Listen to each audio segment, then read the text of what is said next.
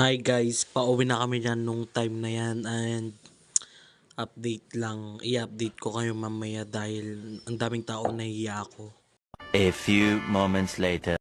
Ayan guys, naglalakad na kami ni Mary yan guys, pauwi na kami and Pakita mo na ayun, takan-kananta. ayan yung pagkain namin, pinahawak ko sa kanya yung pagkain ko at nagla-vlog ako. Habang naglalakad kami, yan lakad lang tapos lakad lang ng lakad. Tapos yan, update guys.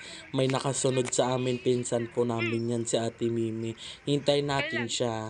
A few inches later. Hello, ayan nga guys. Nandyan na tayo sa highway. Kailangan na natin tumawid. Nagulat yung pinsan ko, ba't daw ako picture ng picture. Hindi niya alam video yan. Yan, tatawid na tayo. Buti na lang onti lang yung sasakyan. Kaya nakatawid tayo ng ligtas guys. Tapos yan, kailangan na natin po magilid. Baka tayo ay matagos. Gilid lang tayo guys. Daan tayo sa gilid para safe.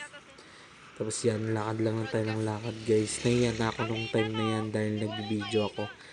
Ang daming nakakakita. Baka nung sabihin nila is baliw na ako. Ano-anong pinipicture ko dyan or ano bang binibideo. Mamaya yun yung nasa isip nila. Yan guys, ang laking sasakyan. Kaya gilid lang tayo. Ayan. Ayan si Tita Noemi, taga sa amin. Malapit na kami sa aming paroroonan. Papasok na kami sa aming purok. Yan, malapit na guys. Kasama ko pala dyan yung mga pinsan kong dalawa.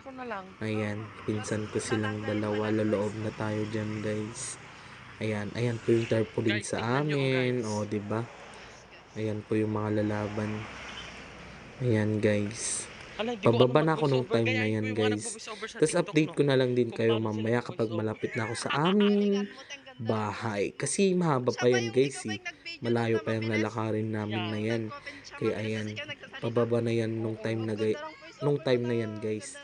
Ayan. Ihinto ko na to dito. Dahil yun nga. Ayan na guys. Bye bye. Update ko kayo. One eternity later. Ayan guys. Nasa bahay na ako. Ewan ko. A few inches later. Update guys, nakauwi na ako ng bahay. Magbibideo na ako mamaya kapag kakain na kami. A few moments later.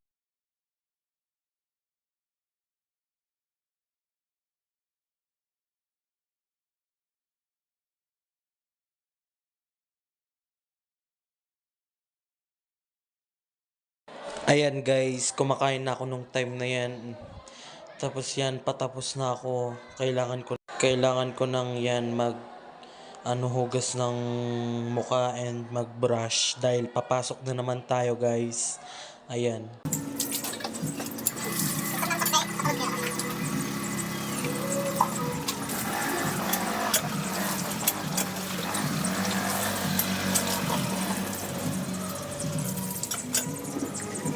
One eternity later. Ayan guys, papasok na ako nung time na yan dahil anong oras na, baka malate ako. Nasa school na ako nung time na yan. Ayan guys.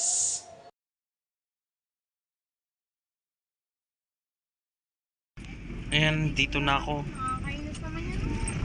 Okay, tahay pa. Ayan guys, malapit na tayo sa room. Ayan, dito na tayo mag-end. Bye!